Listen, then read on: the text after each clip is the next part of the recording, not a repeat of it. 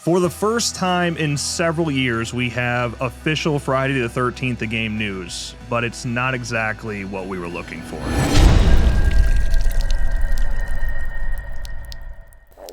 Welcome back to another video. Today, some Friday the 13th news, Jason Universe news for Comic-Con, this year's Comic-Con, which honestly, I totally forgot Comic-Con was even coming up. It feels so irrelevant in today's world. It's just not nearly as big as it used to be. For sure, for sure. It's COVID. COVID did that to us. It ruined the big cons, you know? Yeah, kind of. Well, also just the evolution of the internet.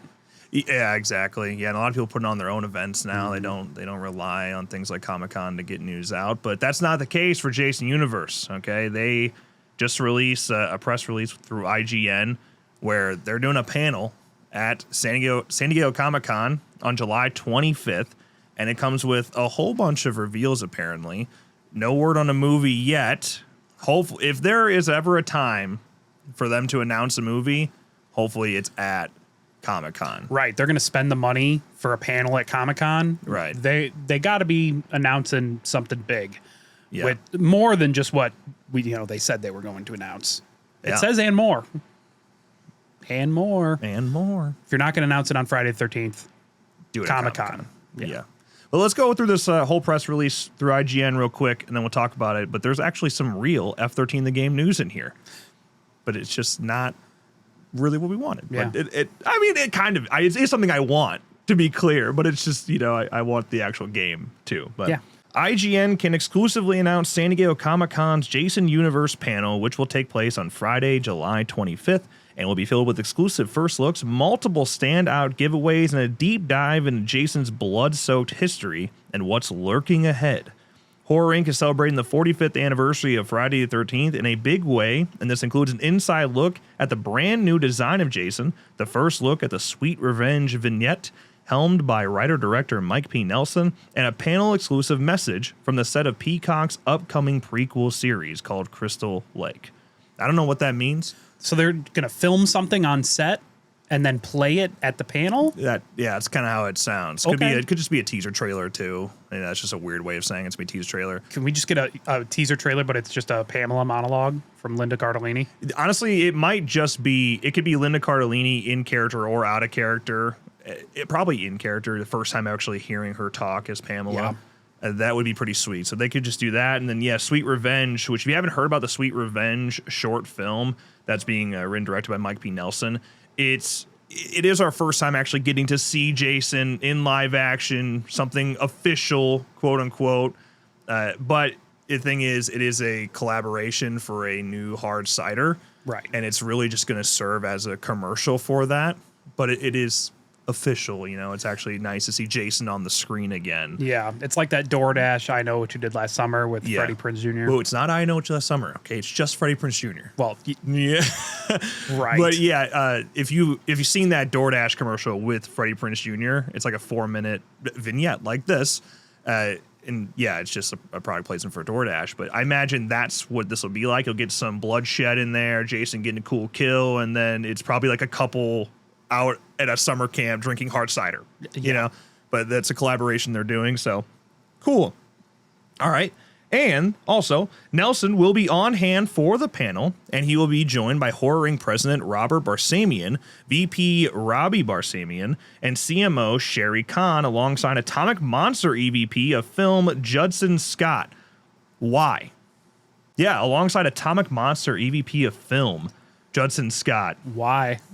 Are they intimately involved with Sweet Revenge? Maybe. Or film announcement could be coming on the way here. Hosting the panel will be Mondo Senior Creative Director Peter Santamaria, a.k.a. Attack Peter. And there will be a poster as well. We'll talk about that in a second. As for what the panel will entail, attendees will get a first look at the chance to win Spirit Halloween's newest Jason mask. It's probably going to be a Jason Universe mask, which we're all going to be boo! Yeah. Which was created with the 45th anniversary and his updated design in mind. Please don't. Yeah, Spirit Halloween masks aren't really good anyway. Right. They're here and there, they're okay. But that's interesting. Will it sell at all? We'll find out. Yeah. There will also be other giveaways and exclusive 45th anniversary hats available for those in attendance, alongside a limited edition 18 by 12 inch Mondo lithograph inspired by Sweet Revenge that was designed by Santa Maria. And there is that poster as well. Mondo, I love Mondo posters. Yeah, Mondo's great. I mean, luckily, this is not one I'm like, oh, I need to have that or I'm going to die. This is cool. And if that's what the Jason Universe hockey masks look like, I think we'd buy into it. But it's just not quite the same. That one's got the right shape. The eye holes look a little bit better. They're not quite as square. They are square here, but I don't know. They just look more proportionate. Yeah. Yeah, there's your Mondo lithograph. And Friday the 13th has been a part of my life since the very beginning and vice versa. And I'm looking forward to sharing some stories about how it all started for the first time. I hope fans join us for our Friday evening panel as we celebrate 45 years of history and look ahead to this new era with Sweet Revenge, Crystal Lake, and more on the horizon. Robert Barsamian said. Yeah, love to see them mentioning Friday the 13th.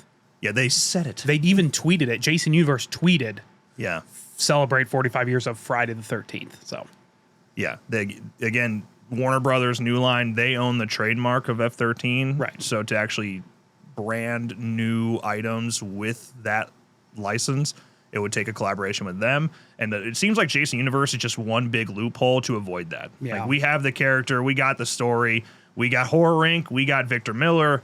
We just don't have the trademark is all. So we don't need that shit. We're just going to work around it. That's where we're at here.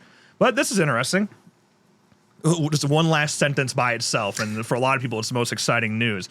Lastly, IGN can also reveal that NECA will be unveiling their new 7.6-inch Ultimate Savini action figure at their San Diego Comic-Con booth number 3545, and this will actually be the first collectible based on 2017's Friday the 13th, the game. They tagged Friday the 13th, the game, on Twitter. Yeah. Wonder how that is going over there. Gunn, what are your thoughts on this news? I mean, you had Larry on to talk about when they were mentioning Stryker and the deal with Friday the 13th, the game, and he wasn't even sure. No, he was like, the way he read it was, it's just them moving towards a new game. Right. But we always said with the press release, the way that they said Friday the 13th, the game, it was italicized. It was like, oh, they're actually going to do merch for the old game from 8 years ago. Right. That's interesting. I don't know. But I did say, even when talking with Larry, I was like, there's one thing that fans would buy today, no questions asked, from that game. It's Savini Jason. If they were to do Savini Jason merch, people would totally buy it still. It's still relevant enough. NECA. Everyone's been wanting a NECA. Yeah. And we knew the NECA collaboration was coming up with Jason Universe. They announced that. We all assumed that was just going to be the Jason Universe figure, that new design by Brett Nicotero, which they're probably still going to do. But first things first, that Stryker deal, the deal with NECA, coming up, it's going to be Savini Jason first. Money printer. Printer. And what's it going to take? When that sells extremely well, what's it going to take to say, let's just do the fucking game again? Like, let's remaster it. Let's just bring it back. You could just bring it back, honestly. You could bring back the game the way it is and bring a bunch of content to it, but you could also just remaster it, do a sequel to it, something. What's it going to take to get them to commit to that? It's going to be interesting if the F-13 The Game account is active and retweets this, or Gunn retweets it, or something like that. It's going to change the way we look at this, because for them to do that means in some way, shape, or form they were involved in the deal. Right. And that was something I was really curious about when they said that in the Stryker deal. If you do merch from F-13 The Game, do you have to go through Gunn? Right. Savini Jason, does Savini hold all the power when it comes to the merchandising rights for Savini Jason from Friday the 13th, the game? I don't know. You wouldn't think so, right? Like, I guess it would be silly. Unless it's a deal breaker. Unless it was a deal breaker. And back then, Gunn said, that's fine. Yeah. To get Savini Jason in the game. I guess if you were Horror Inc. in that position, to ever sign away a look of Jason doesn't seem like something you would do. Right. But at the same time, why would you ever want to make an original skin that you don't get to hold merchandising rights to? But at the same time, if they could have, if Gunn would have been able to do merch of Savini Jason, you think they would have. And we got like the Chad Watt merch and things like that. So I guess, at least the way it looks, they didn't have to go through Gunn at all. Jason Universe, Horror Rink, and Tom. just going through Tom Savini. Yeah. I would love to see a Speedo Chad figure for my Hope Chest. Yeah. That'd be good. Or the Chop of the Giant. Those they would have to go through Gunn for. Exactly. Well, and probably the Choppa for that one. Well, yeah, but I'd be willing to bet that he signed away his likeness when they did the deal originally. Maybe. Yeah. Friday the 13th, the game, first collectible. In 2025. In 2025. Server shut down. Yeah. Game's dead, except for the DNS on PlayStation. Yeah. And the mods and things and like the mods. that. But yeah. Wow. It's just weird.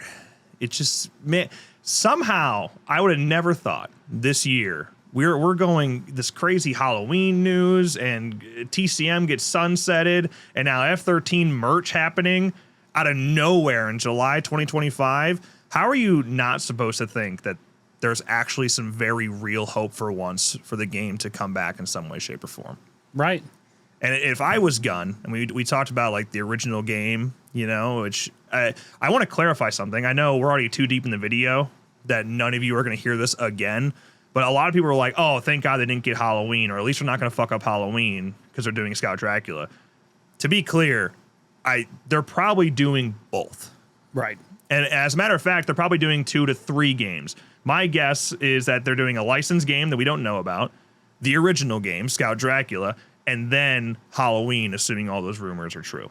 And maybe even 1 or 2 more. Depends on how far they're going. Maybe F-13 is back in the mix, too. It'd be nuts, man. It'd be crazy. I mean, what's a... Horror Inc. is very corporate, very money-oriented. Mm-hmm. It's going to cost a lot more money to make a new game than bring the old one back. Right. Even just remastering it would cost way less than to go out and make a completely new one from scratch. Right. But the cheapest would be turn the servers back on. Yeah. And the thing is, even if because they're going to do a new game, it's just whether or not it's going to be Gunn in a remaster or something completely different. Or asymmetrical. Yeah, or a sequel or whatever. You know for a fact, without even doing any other research, you know that F-13 the game will make money if you bring it back. Yep. Like there are people still playing, people would jump right back in. It's that ASIM game that it did well for itself. It had a very loyal community and it can make a ton of money. So I mean, the fact that people are working around DNS servers 24/7 to try to figure out how to play again. Yeah. People are buying it on eBay, buying a PS4 copy on eBay just to play it again because they love it. Yeah, and if you look at even just like the mods, things like that, the amount of work people have put in to keep that game alive is crazy. Yeah. So it's a no-brainer. It's a no-brainer, really, but we'll find out. Again, we always isolate the game. That's what we talk about the game here. But it is extremely exciting that it looks like a new movie could be announced. Right. And that finally, dude, it's been 16 years. It's by far the biggest gap between F-13 movies we've ever had. And yeah, like that's extremely exciting. And I hope that happens. But it is interesting to see that the game's got some work going on here too. Right. Yeah, they're kind of touching on everything. You know, Sweet Revenge, the little vignette, Crystal Lake merch with the Mondo poster as well. Yeah. And then possibly a movie announcement, having Atomic Monster there. Yeah. I do wish they would have gotten some like alumni in there. It's actually, I'm surprised they didn't go get Cunningham to go, especially because he's kind of contouring right now. A little bit. He's been going around a little bit, and you know he was at Comic-Con a few years back, so it'd be interesting to have him there on the panel because I think I know he doesn't have power at Horror Inc. Like he's not the president or anything like that, but he's always been the face of it. So I think they should just keep using him as a mascot, get him up there, get a recognizable face up there. Or Jared Padalecki, maybe. Yeah, please. Kane Hodder. If you announce a new movie, can you have Kane do it? Would Kane go to Comic-Con? Kane would, if it's for an F-13 announcement, for an F-13 panel, yeah, I'm sure. Maybe. Then he'd leak everything, though. Well, that's why you need to get him up there to announce it. Get up there. And yeah, like before you slip up, get up and do it officially, please. Yeah. I don't know. We'll find out. This is the first thing Jason Universe has done so far where I'm not like, oh, they don't get it. There's been a lot of moments where we're like, oh, they don't get it. But this actually is the first time that it seems like we're on the right path to getting a movie, potentially the game, things like that. So, yeah. Yeah. I do want that Mondo poster, but I'm not gonna pay resale for it. Oh yeah, it'd probably go for like 200 plus. I mean, the Mondo poster is inspired by the vignette, Sweet Revenge. Yeah. So I'm not particularly excited for the vignette, but I'm not. Like, it is still kind of cool to see something official on screen, even if it is just a fucking commercial. Yeah.